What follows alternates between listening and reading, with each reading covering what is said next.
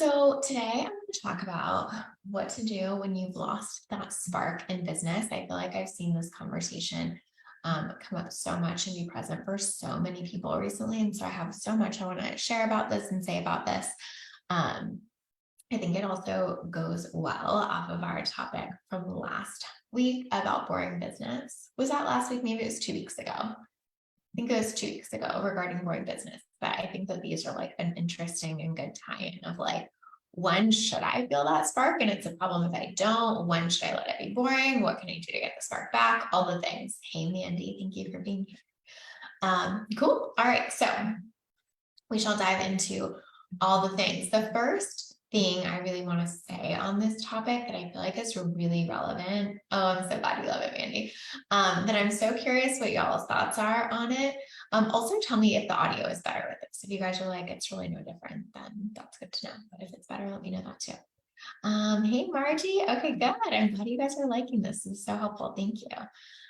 All right. So one of the first things that I think is really important to say about this topic and why I think it's like maybe so present in different ways now more than ever is because I feel like our industry has shifted a bit. I know we've talked about this quite a bit, but this feels so relevant here, so I kind of can't skip over it.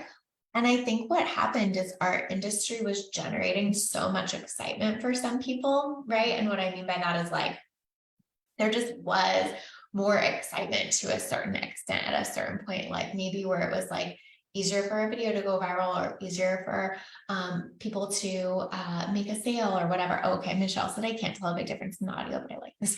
Okay, cool. Well, she can stay for now. Thank you for sharing that, Michelle.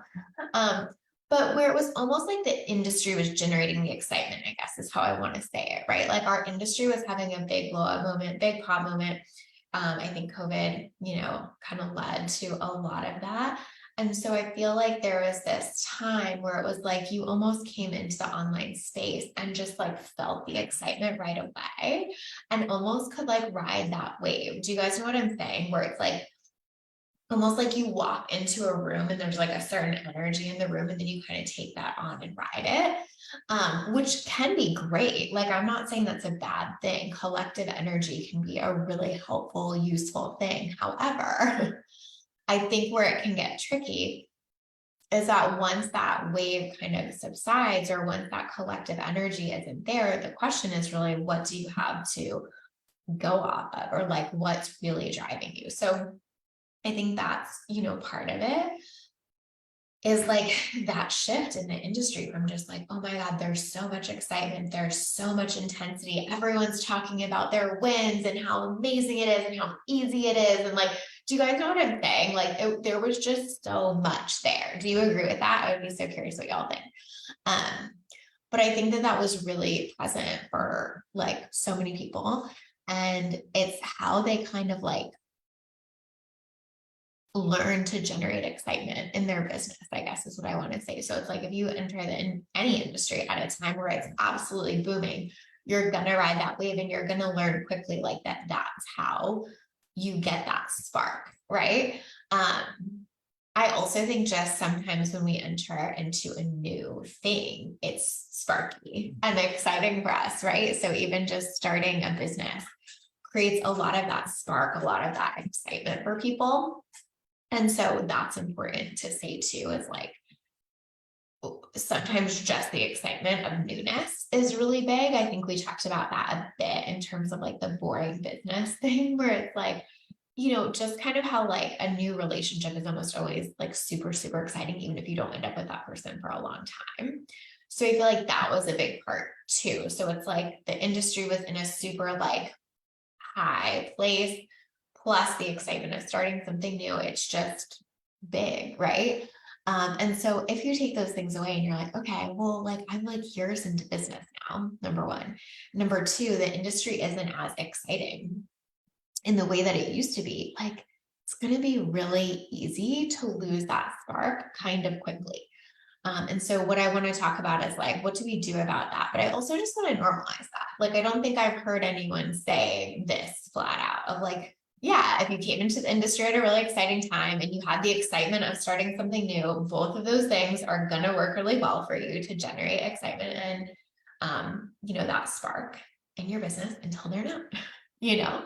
Um, and I think that we can make it about so many other things. Sometimes, like, you know what I mean? Our brains can come up with all these stories like, actually, now XYZ thing sucks about my business, or this mindset thing is wrong, or da da. And it's like, or it's maybe those two things. You entered at a really exciting time, and the excitement of starting a new business has worn off, like it could just be that simple. And so I think it's worth naming that and noting that. Margie said there are certainly a lot of changes in the industry I'm in. Totally. And like, I think sometimes we can use those changes to generate more excitement and novelty, or sometimes, they just really, eat us alive and take away from that spark. So it depends. I don't know what industry you're in, Margie, but I think it really does depend. And so all that to say, like, if you are in business for a little while, if you came in during like the 2020, 2021, maybe even part of 2022 boom, right? Both of those things are going to probably put you in a place where you're rethinking, like, what does that spark for my business look like? Because this boom in the industry isn't there in the way it used to be, and the newness of being a new entrepreneur, new business owner isn't there. What else is there? Do you know what I mean? Like, what is the foundation under that is what we want to think about. Mandy said, I feel like I've lost my spark because as the CEO, I have to be the staff cheer upper when things are down in profits, et cetera, or staff feel down in their jobs, referring to my school biz here. It feels like it takes so much of my mental and emotional energy, leaving me feeling flat. Right. Totally makes sense. And it's like, if you're not having that on your own, like you're not having like your own way of getting cheered up or your own way of feeling invigorated, even if profits are down or whatever, then it's really hard to pour that into other people. So that totally makes sense, Sandy. Thank you for sharing that. So I think those are some of the things, right? It was easy to feel high because of the environment or the circumstance versus just because like the business felt really good. And so I'm going to go through like a few things I think we should think about in terms of like regaining that spark and getting it back. So with that context, the first thing is obvious, but worth talking about, is build something that you love, right? I mean, I really can't, share that enough. And I know it's like the cheesy thing, but it's just so, so important to say is like, you want to build a business that you really love because that is what gets you through the times when other excitement isn't filling that gap. You know what I mean? Again, it's kind of like a relationship. Like you want to pick the person you really, really, really love and have connection with because life is going to come at you and hard things are going to happen. And if you have that foundation, it's easier to get through that, right? Mandy said, no, not really getting that support on my end. Actually told often that what it's like as a boss and you have to keep your staff happy. I mean, listen, I do think as a boss, you have to be a great leader and support your staff, but I think you have to have your own way of getting that yourself and pouring into, maybe it's not from your staff, right? Maybe it's from a coach or a mentor, or, another support system. But I definitely think it's not just one of those like deal with it things. I think it's one of those like get as full as you possibly can so it's easier to pour into your team kind of things. Alessia said, and it's so funny to hear the 2020 boom, as I really remember back then, there was so much worry about the industry ending and then it turned out completely different. Yeah, perfectly said, Alessia too, right? Like it's almost like it was so much of a boom and also like, it was hard to see in that moment, which is always funny. Hey, we're kind of happy to have you here. Maybe so. Book outlining is my jam. I love it. That's a business I want to build that. Yeah. So I think that's really good to know too, like maybe it's a shift. I don't know specifically there, but like you obviously have something that you are really passionate about outside of the other things. And I think that makes such a difference. So build something you love. But here's a caveat that I want to add to this, which is like annoying, very worth saying, is that it probably is not going to mean 100% passive income where you never have to work. Like, I really feel like that's gotten to be such a thing in our space where people are like looking for like the type of business where they never have to work in the business. And I think that can be really challenging too. Like, I feel like so many people come in and are kind of like, okay, I'm going to figure out how to build the passive income business where I never have to work. And then they realize it takes a lot of work and they get really disheartened and lose that spark. Like they have that spark initially because they think they're going to build something that like takes none of that work. You know what I mean? Or get there. And most of the time it's not that, especially in the type of businesses most of us are talking about, which is like coaching, consulting, services. Like I'm not saying you can't scale those, but the idea that you're going to be a coach who never, ever, ever coaches, never has to show up to a call, work, serve, answer a question, whatever, is just less likely, right? And so I think this is another place where people can lose that spark sometimes, and they don't pick a business that they truly love doing. They try to pick a business they think they won't have to do much in. And then when they realize that's not true, especially as like industry shifts and changes and different things like that, they get really disheartened really quickly, which, you know, makes a lot of sense. Because it's like, I picked it because it's supposed to mean I don't have to work. And it's like, or we could be picking the things that of course have work-life balance in them, like absolutely, but that we like doing enough that we want to show up in the business, you know? Hey, Emma, oh my gosh, don't be sorry at all. Thank you for being here. And I think that's one of the ways to keep the spark is to not just pick it for the outcome that you want, but to pick it because you want to be in it and enjoy doing it. I think so many people pick something because of the outcome. I remember talking to someone, this was like years ago. It wasn't a client or anything. It was like at an event, but I remember talking to someone, and they were like, well, you know, I decided to be a coach because like, I really just want to not have to like work very much, not have to be on calls very much. Da, da, da, da. I'm like, what do you think a coach does? Like, what do you, like, don't pick coaching. There are so many other easy things than coaching if what you want is to not talk to people. Right. But I think like so many people pick a thing because they think, or they heard, or they read something or whatever, that that's like the easy path. And I think that that's just always the wrong reason to build a business. And it's always the thing you're going to lose spark around, because ultimately any business, any model, anything is going to have those challenges, and you're going to have to fully show up for as a CEO many times over. And so I think just really picking the thing that you're like, yes, I want to spend my time doing that. And then of course you can like ring fence all of that. And the amount of time I want to spend is X. And I want you like, right? Like, it's not like you can't have boundaries, but like pick the thing that you actually want to spend your time doing, I think is so big. And I think it just gets so underestimated in terms of how important that is. Like our brains always tell us that we will happily do whatever we need to do to like get the outcome, and then we think we'll be happy with the outcome, right? And it's usually not true. Michelle said every time I hear wrong reason, I can't help but think about The Bachelor. I don't know, Michelle. I don't know the connection there. I haven't been like a Bachelor person in a while, but feel free to tell me. Mandy said, I love book outlining because I'm in it and each client is unique. The best thing for me is working on a project. Yeah. So I mean, like maybe that's like an interesting takeaway here, is that like you're happiest when you're like working with a client versus like managing team. And so maybe that's something to look at. Again, I don't know if that's for sure true what you're saying. I'm just making some inferences from comments, but something to think about. Oh, so-and-so is here for the wrong reason. That makes sense. Yeah. Like they're just there because they want to be an influencer or whatever. Okay. Yeah. For sure. Get that.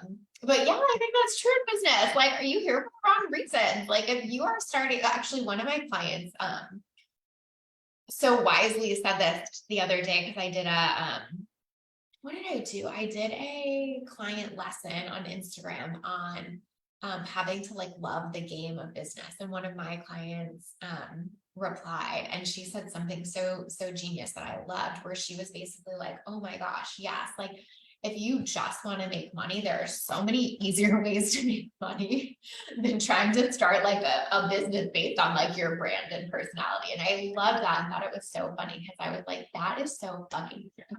Like if you just want to make multiple six figures, like let's talk about like the jobs and companies and trajectories for that. It's so much easier in many ways than having to like build your own business. Like where building your own business is easy and worth it and all of that stuff is if you're like doing the thing every day that you fucking love. And if you don't, it gets really hard. So build something that you love, recognize that it means it's probably not going to be 100% passive, no matter what anybody is telling you. And another piece on this that I think is so important, I've had some clients really feel like they've lost the spark recently, or like not super recently, but like maybe in the last, like whatever, 9 months or so. And what I always see turn things around for them, which is always their resistance point too, which is interesting, but is getting more engaged with your people, not less. So I think sometimes when we're like, oh, I just do not have that spark right now, we want to pull away more from our business. We want to create space. We're like, I need to think about it. I need to rework things. I need to pull back, pull back, pull back. Right. And I just always feel like that makes the losing the spark thing so much worse. Hold on, let me look at the comments and I'll share more about that. Margie said, I'm in the process to pivot in my current business. The changes makes it important to pivot, and at the same time, it helps keep the spark. I love that. Totally. It's like that excitement. It's like that client lesson I was talking about. It's like loving the game, loving like learning something new and that excitement. I think that's so true, Margie. I love that. Michelle said building your brand is like planting something from the seed, whereas there are lots of options to buy plants further along in the process. Michelle, that's so good. It's so true. It's so true. Right. And like, if you love gardening and tending to your seeds, then it's a great way to go. And if you hate that, just go buy the fucking plant. Right. That is perfection. Totally true. So on that front of like, if you pull back more because you've like lost the spark and you're like, I need to reassess, I need to whatever. I think like it's so akin to a relationship. Like you're not feeling that spark in your relationship. The tendency is to just pull way back. You're like, oh, just need space from this person. I'm just gonna pull back. And it's like that never, ever, ever brings the spark back. You know what I mean? Like the spark comes back when you're like, I'm gonna go on this date night, even though I don't fucking want to right now. And then wow, we actually had a really good time. Interesting. I'm gonna lean in and have this conversation, even though it's really hard right now. And then wow, we had a breakthrough and I'm feeling better, right? I think the same thing is true with your business. Like when you are not feeling the spark is when you kind of have to like overcome that mental hurdle and lean in harder, right? Like, can you go talk to your audience more? Can you go engage with them more? Can you get more engaged with your clients? Like lean in harder. Don't pull back more because that's almost always going to make you think, yeah, you know what? You're right. I don't have the spark. It's like, because I'm just not engaged with this thing, right? Like we're just not connected in any way. So of course the spark isn't there, right? Alessia said, oh my God, that's so true. It works exactly like that for me. When I'm more connected with clients' audience, I feel more on purpose and remember why I do what I do. Like it happened when I was in the sales mastermind with you and did some scholarships and that reignited the spark for me. Yes, Alessia, so true. So true. Yes, love it. Lean in, don't pull back. Yeah, exactly. Emma said, so I listened to the recent episode of Literally with Angie, where she talks about spending 3 hours trying to set up a system for content. And you suggested she stay in her zone of genius and essentially outsource the systems part. But how do you think about that at the beginning when you don't have the luxury of outsourcing parts we don't like or aren't necessarily in our zone of genius? Because totally I want to build a business based on something I love, but there are parts that are a struggle for me where I'm definitely not feeling a spark. Any thoughts there? I think it's micro versus macro. Emma, I don't know if that's helpful, but like, I think macro, if you really have the spark for what you're doing, then sometimes at the beginning, micro, you might have to do a system thing that is not like lighting you up. And I think that's totally okay. As long as like bigger picture it's there. I think again, I'm going to keep using relationship analogies here because it's so relevant where it's like when you've been with your partner a really, really long time, like you aren't necessarily going to feel that like massive spark every time they walk into the room, but like macro, do you just like love and respect and are like obsessed with that human? Totally different. So I think it's like that. Like we're all gonna have to do shit we don't like, quite honestly, even much further along. Angie does not have to do that in this circumstance, but like all of us have to do things that are like not our fave. But I think it's more like big picture. Do you feel really connected or like, you know, let's use the example of like what Alessia was saying. Like, are you like, yeah, I have to do this like tech thing I don't want, but like I'm so engaged with my audience right now and it feels so juicy and I like love this service and it's fine. Like it's almost like dealing with the trade-offs, I guess is how I would think about it. Michelle, excuse me. Michelle said, I feel like so many of us have learned to chase the spark and to do it from like quick satisfaction versus having to work at it and letting it ebb and flow like a long-term relationship. Yeah. but like neither is right or wrong. But there's something magical about being someone who knows you inside and out, kind of like long-term coaching too. Yeah, exactly. I think that's perfectly said. It's like macro, micro, or like long-term versus short-term, I think is totally what we're saying here. We're always kind of looking for that short-term spark because it feels really exciting. It's like the difference between like, okay, can I get one person to buy like a $20,000 offer and feel super like lit up by that? Or am I like building a business where I know I can sell an offer on repeat over and over again? It's just like a different mentality and a different energy, I think. So that's totally true.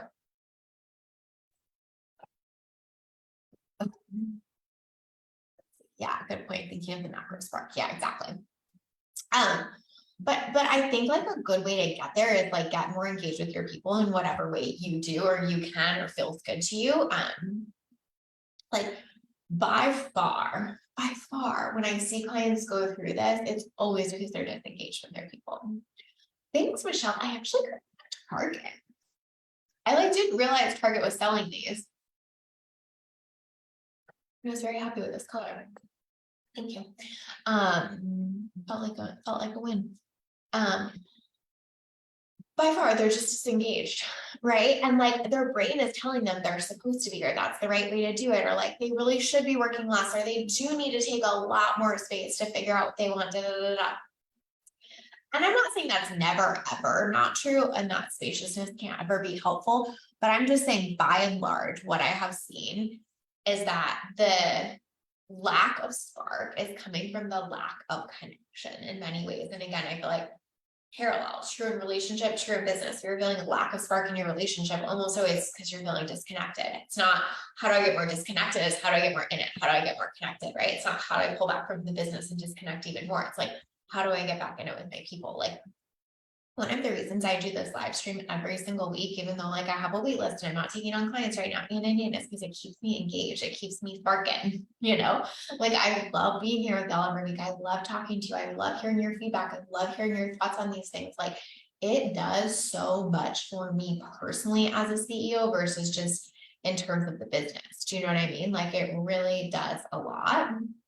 And so just wanted to share that because I think it's really important to say that that is something to push through sometimes.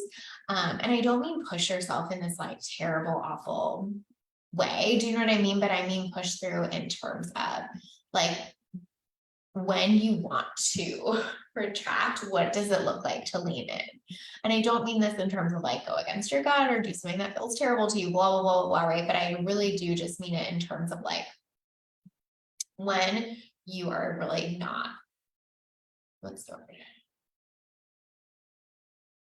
When you most want to lean out is when I would challenge you to lean in, is basically how I would frame that, right? Yeah, Alessia, totally. I think what happens too is that it's sort of like a natural like thing that happens because it's like the longer you've been in business, the more you're probably outsourcing and scaling and stuff like that. And so like a couple of things are happening. Once you're naturally engaging a little bit less because you have to scale. And then also you're not necessarily riding the wave of newness anymore. And so if you pull out too much and completely disengage, it's going to feel so easy to be like, what am I doing? What is the point of this? What is this for? Right? That you just don't feel when you're in it with clients every day. I mean, honestly, I have not had this problem in my business really almost ever. And I think it's just because of my business model, right? It really is like, it's just because my business model keeps me really engaged with my people. Like I'm just always in it with them apart from like a live stream like this, sort of, I'm just coaching a lot. And so I just have never felt like that super intense lack of spark or excitement. And I think by and large, that's part of the reason why. Michelle said, I've definitely fallen into this disengagement trap. Everything was on autopilot to some extent. And I was like, wait a minute, right. And I think that's so, like it's such a hard balance. It really is. So like, this is not like anyone's like fault or something they're like doing wrong. It is an incredibly delicate balance to systematize, scale, and process orient your business while still staying engaged. Like it is it was very delicate. It is an art, not a science, right? It is like, what is the balance for you that keeps you engaged and also systematized and so it's easy for that pendulum to swing a little too far sometimes, right? Where we're like all the way over here and we're like, oh, I'm like so disengaged, but I don't want to swing back over to here where like I'm doing everything all the time. What's the middle ground, you know? Michelle said mine happened around my maternity leave, but I definitely feel more engaged and I'm actively working with clients. There's definitely a spark connection there for me, for sure. Hi, She, good to see you. Love this reminder of being more into connection. Yes. And again, so hard to do when you're not feeling connected. It's just like the thing to push through. Alessia said it makes sense people feel it at the start or during a slow season because they don't have clients in the same way, and then they start to ask themselves all these existential questions and move even further from business. Feels very true for me. Yeah, totally. Like one of my clients was like, what was it? She was like, and I read this book and I listened to this podcast and I go, and I'm like, when's the last time you talked to a client? She was like, I don't know, like a week ago. I'm like, stop. This is what's wrong. You're like down 52 rabbit holes. Just like you need to go talk to some clients this week. And she was like, stop. No, I need to like think about all this stuff. I was like, you need to go coach your ass off this week. And so she like took the challenge and like just like did a bunch of extra stuff that week. And she was like, wow, that was mostly it. I mean, it's not like there's nothing else to still work through there, but like that'll do it a lot. It's like, again, it's just the same with relationship stuff, right? Like you can feel so disconnected from your partner because you're just like in that season of like whatever busyness or small children or whatever, and then you go out on a date night and you're like, shut the fuck up, you're so fun, like I totally forgot for a second, and it just like immediately reignites it, right? I think so similar in business. So anyway, I have other things, so that is the biggest thing I know of is like engage more, get in it more, do the thing you were doing at the beginning of your business. Just like if you date yourself, like you were dating them at the beginning, it almost always comes back. So just a reminder there. Another one that I think is really important is change your expectations of what it means for something to be working. I think that sometimes we, again, especially when we've been in business for a while, we're so quick to compare what's happening now to what happened then. And it's so easy to get really disenchanted with that really quickly. Like I could think of 3,000 examples, but I'll give you a couple. I was like talking to one of my clients this morning and she was like, oh my gosh, our cost per lead on this thing, on this ad set is X. Like, should we even be doing ads? Like, whatever. Not in like a super disenchanted way by any means, but we're just kind of like, do we need to change things up? Like, what's going on here? And I was like, no, that is right on for right now. And like, we have to expectation level set. And she was going off of expectations from when she ran ads a while ago. And so it's like, it's easy to feel really disheartened quickly instead of being like, what's real for this moment? What's true right now? And are things working for me in the way they can right now? Another example of this is one of my clients was really having this season. I think it was in part because Reels was newer. And I think it was also in part because I feel like the algorithm just like grabbed her account in some way or whatever, but she was just having this season of like every single reel she was doing was going viral. It was just so easy for her. And it was just like every fucking time it was like hitting. And then all of a sudden that kind of like stopped because forever and ever, probably every reel she makes isn't going to go viral. And there was a point there where she so badly wanted to like just disconnect from social and kind of be like, whatever, you know what I mean? Like it's not working and blah, blah, blah. And like the truth is social for her is still working really, really well. It's just not in the way that it was. And so sometimes we have to be willing to change our expectations along the journey. And I think that's a really important part of staying engaged too.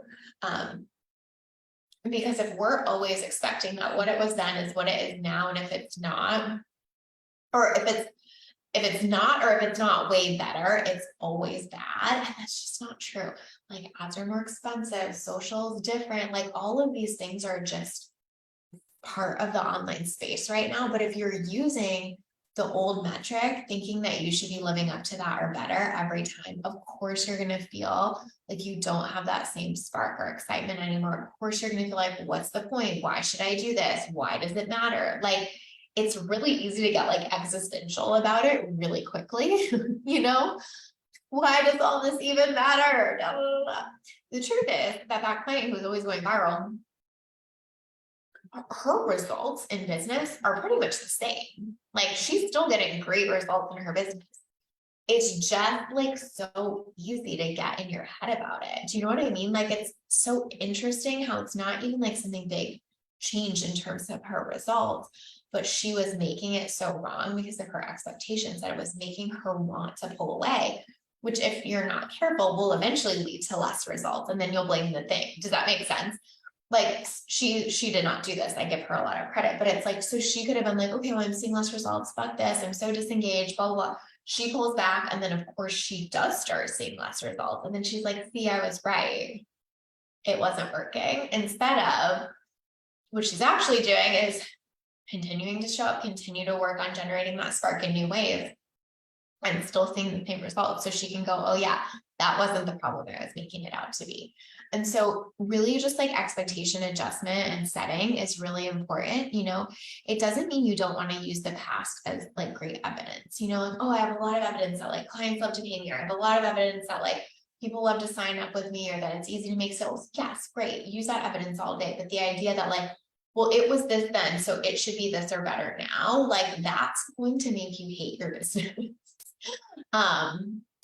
For a lot of reasons for a very long time. And it's so hard to get over that disconnection hump there because what you're actually waiting for is for it to look the same. So you're like, I'll connect again when it looks like this. And again, I'm going to use the relationship analogy. It's like saying to your husband, when it feels like it did when we first started dating is when I will feel good here again. Ain't ever gonna happen, right? Because it's just, that's just ain't how it works. And so it's just so easy to feel so defeated in that. And again, the spark disappears with defeating energy. You know what I mean? Shantae said that makes sense. Michelle said, yes, trying to get back to something is a recipe for disappointment. Totally, always, right?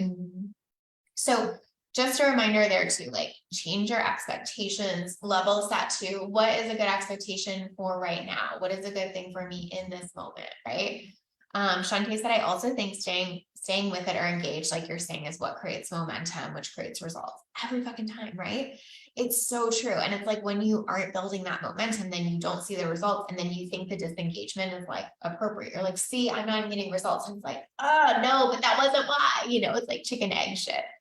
Yeah, and Michelle said because it takes us out of the present, totally. For sure. So that's another big one. Like if there's like a disengagement piece, like being able to step back from that and go, okay, what do I need to level set my expectations on here? What do I need to shift? That's always huge. And then two more that I'm going to talk about. One is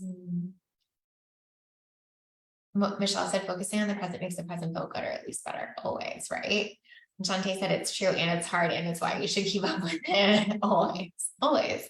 You know, I think like, even when we talk about the fact that like it's harder to grow online now than ever, I think like, yes, that's from like a noise, saturation and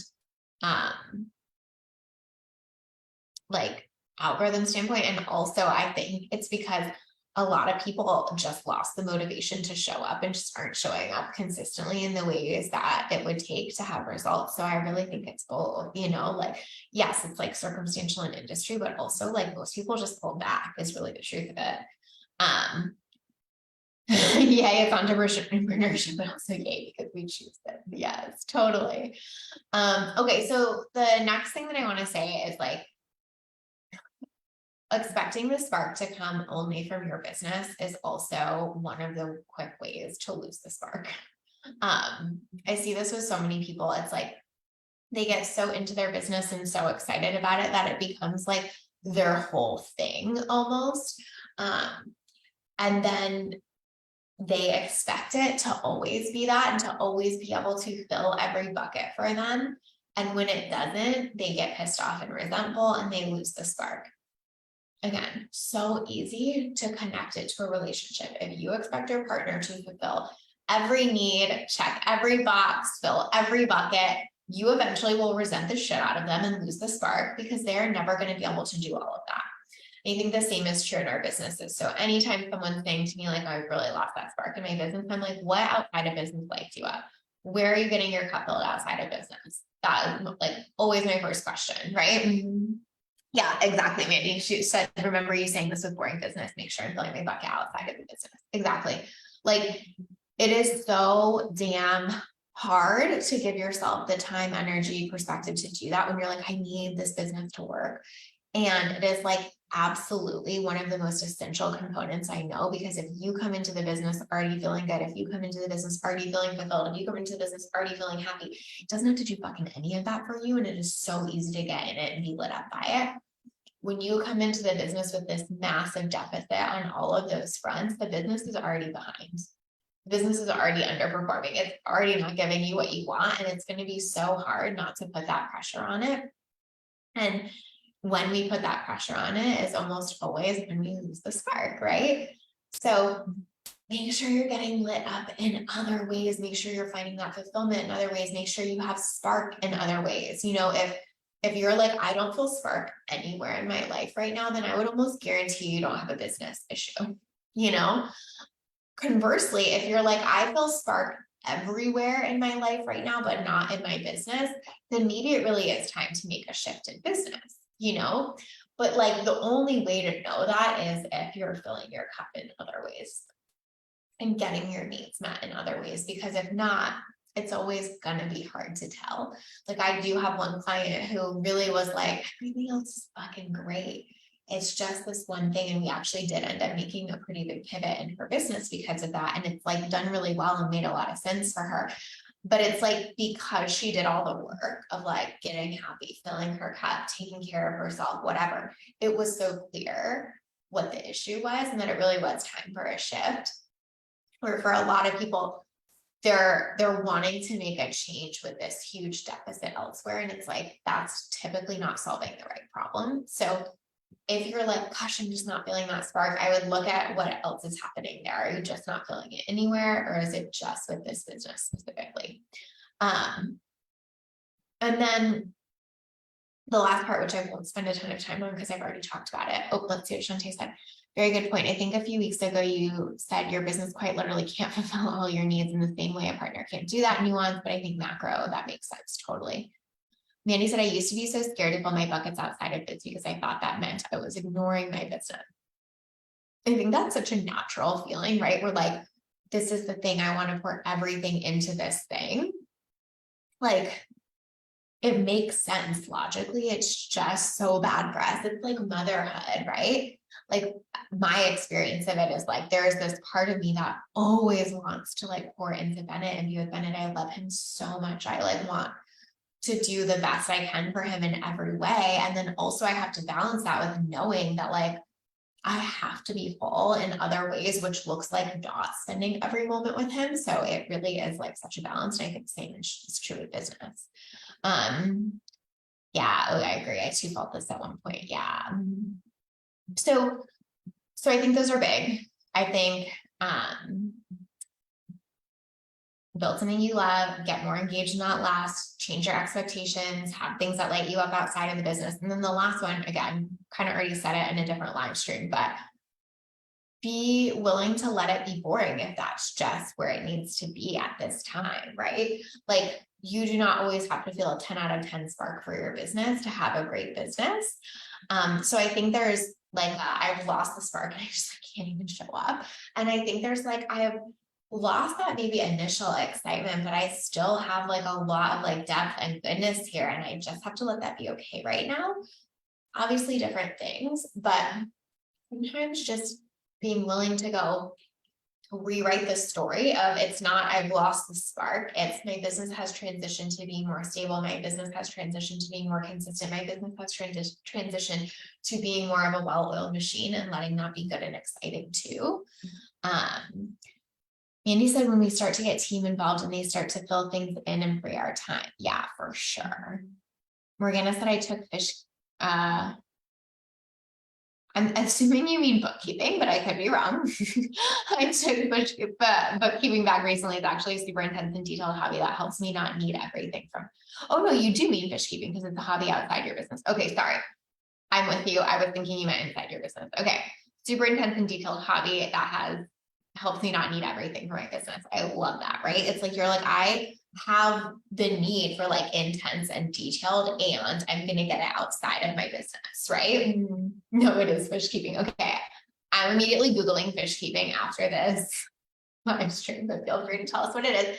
But I think that makes so much sense. Like, I have a client who has this like super, super, super high need to learn new things, and she was always funneling it through the business, and it was getting like really detrimental. And so she's done a really good job of funneling it into other places, like learning a new language or picking up a hobby. She like is becoming like this DIY person, all of these things, right? And so knowing you can do that is really important too. Like, how can I pick up another way to get these needs met without always having to get them through the business? Yes. Oh, Mandy, I missed that, but it's like my business has transitioned. Yeah. Hey, Babs, I love you. Morgana said, otherwise it's tempting to make problems in the business just to feel like I'm needed or something. Totally. Love learning new things and being creative. Yeah. And I think that's so normal. Like, most entrepreneurs love the excitement of learning something new, love being creative. And it's not bad to put that into your business. It's just bad if that's the only place you're getting that back. Because what you're going to do is fuck things up. Because you're not doing it to like run the business really well and strategically. You're doing it to get that need met. Like what Morgana was saying, where she could just go in and mess a bunch of crap up in her business. It's like, why do that? Why don't I just get that need met elsewhere? I do this in my CEO bring free up stuff. Yes, it's so true. It's just so tempting to like get into that spiral. So if you have lost that spark, that is not the way to get it back. Is to go make a lot of problems. It's to go be like, what am I really craving here, and where can I get that need met elsewhere? Or where can I get it met in a really specific way in my business that strategically support that? Like, I really do need to learn this one thing in my business. And so like, let me funnel my learning and creativity into that because it strategically makes sense, not just because I'm like, well, it's like such a different energy. So hopefully this helps. I think it is very normal to lose the spark after many years of being in business, and or when our space goes through a transition, and it's not as like full on excitement kind of energy, which is just normal, and industries are going to ebb and flow in that way. And so the ultimate point here that I want to make is like, it's really about finding that within you and in what's controllable for you, as opposed to in everyone else. Like, I only feel the spark when clients are signing in XYZ way, when the industry is at a certain place, when I'm only creating something new. Like, that's so detrimental because you're constantly at the mercy of everything else.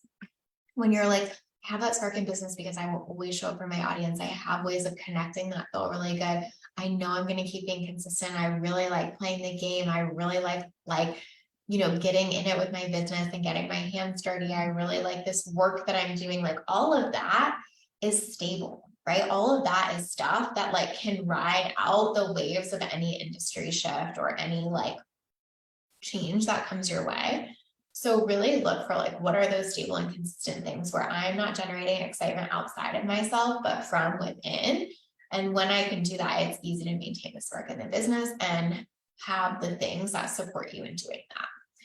So I hope that helps. That's what I got for this week. And just a reminder, $100 gift card if you join us and commented today. Hey, Lacey. Okay, amazing. And I think that's all I got, guys. I hope you have a happy Monday, and I'll talk to y'all soon. Bye.